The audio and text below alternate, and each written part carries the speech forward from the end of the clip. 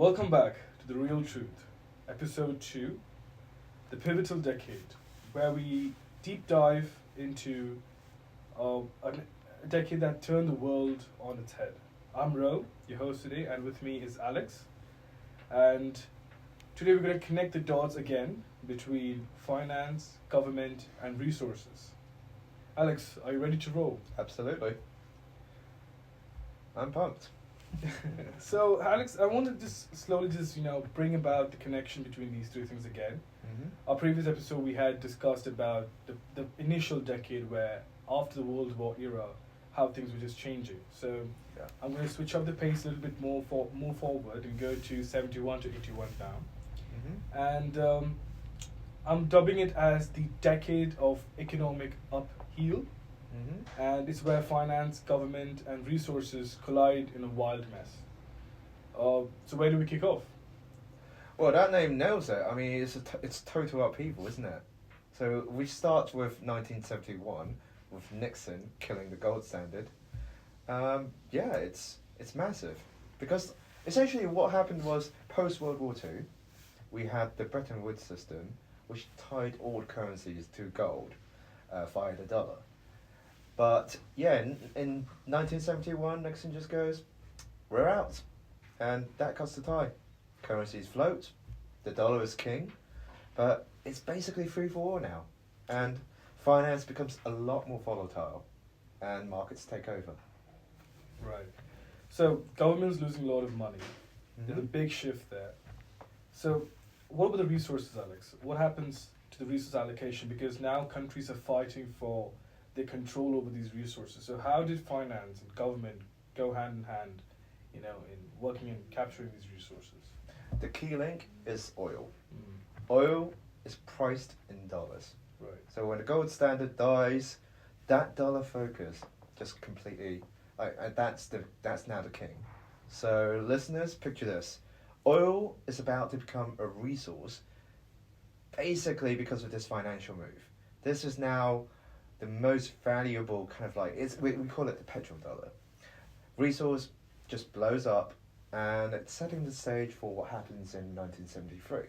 Right.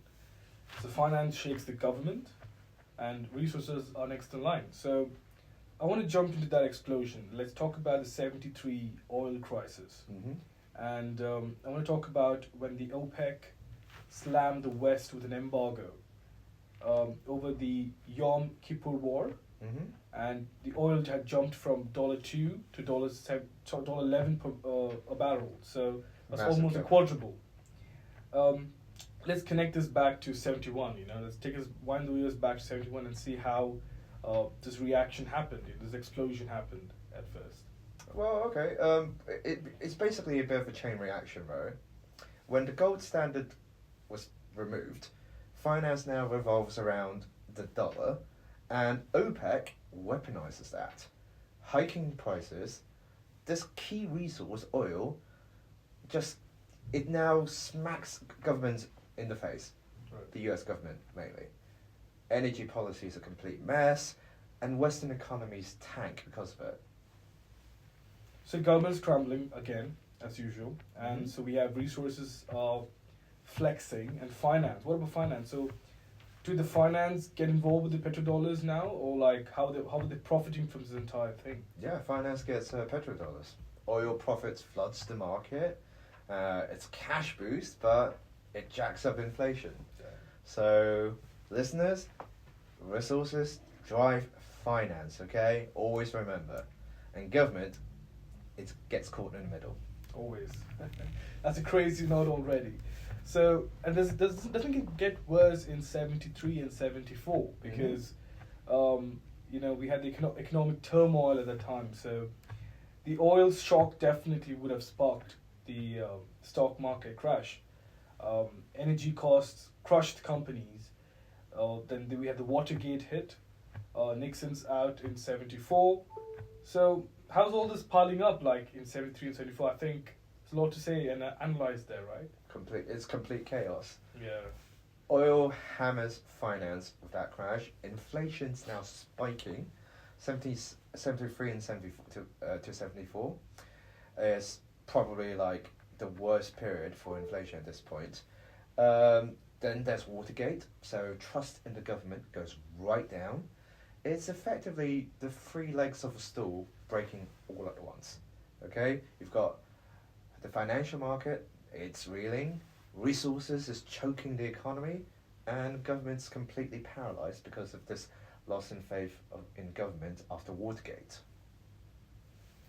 That's really like.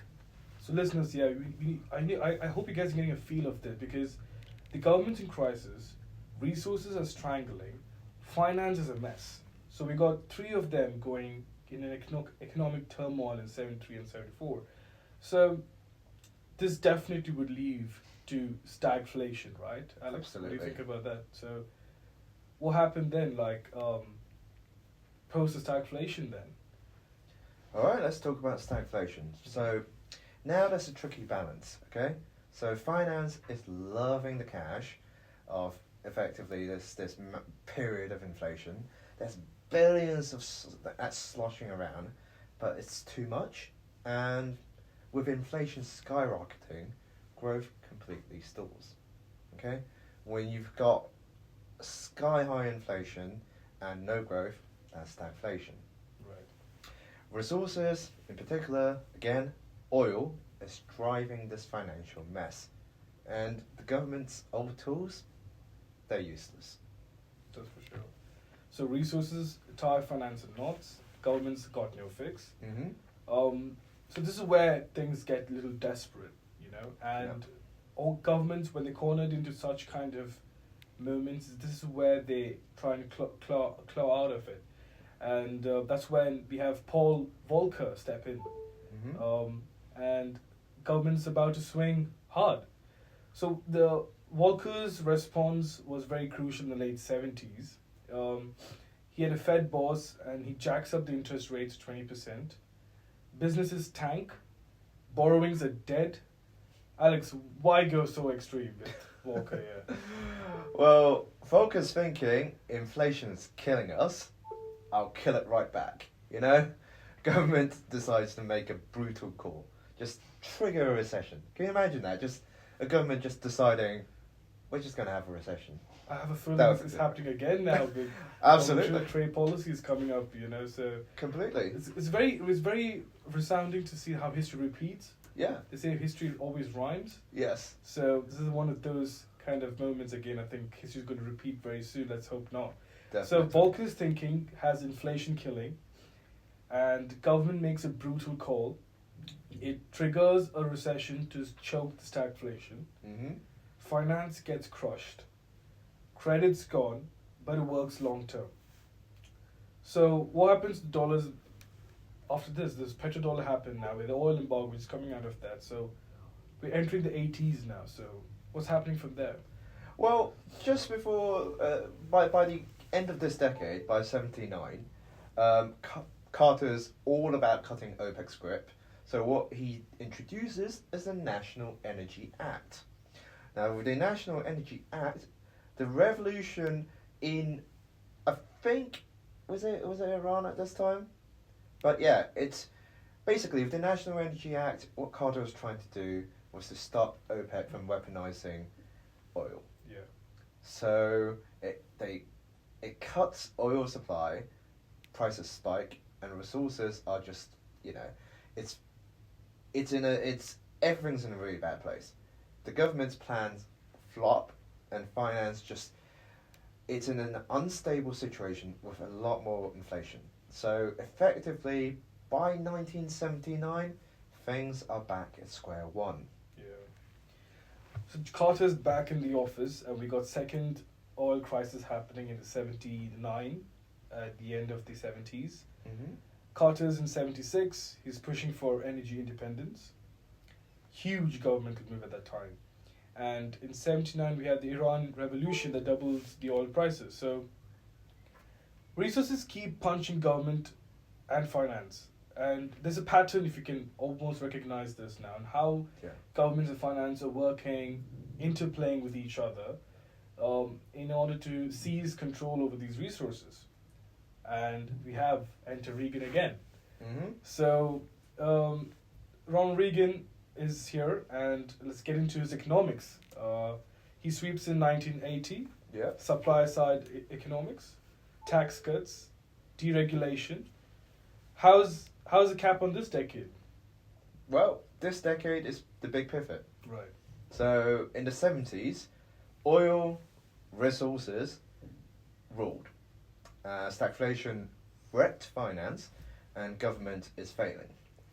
Reagan says, markets over everything.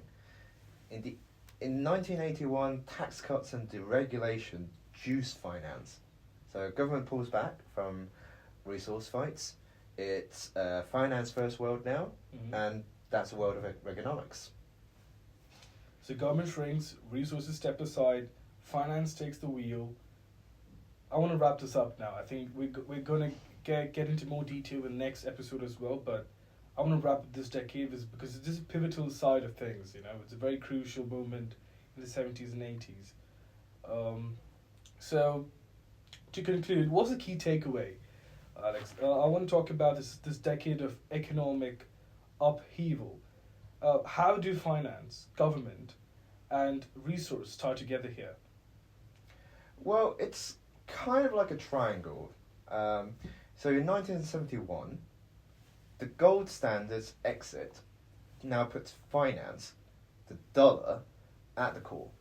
So making oil this kind of like crucial resource that ties money, finance, it ties everything together. So in the 1973 crisis, petrodollars spark stagflation. It hits finance and it forces government to swing right back with focus rates, the 20% interest. Resources derail Carter in 1979, and Reagan flips it to a finance everything market, a finance-driven game. By 1981, that's where we land. And listeners, you've got to understand, it's a chain reaction that reshapes everything. That's perfectly said, Alex. And folks out there, this decade didn't just happen. Mm-hmm. It built our world, where we live today, because post-World War, this is a very pivotal decade that kind of moved everybody in the same direction. And finance, government, resources, they're still tangled in today, three of them. So thanks for joining us. Thanks for joining us, listeners, and Alex for having the second discussion. And into the pivotal decade, as always, if this is hooked, keeping you guys hooked, and if history is evolving us and teaching us so much about today, and I feel there's a lot of connection between the government, finance, and resources. So if you're hooked on, subscribe, share, drop your thoughts. Next time, we'll crack up another slice of history. Until then, keep questioning everything. See ya.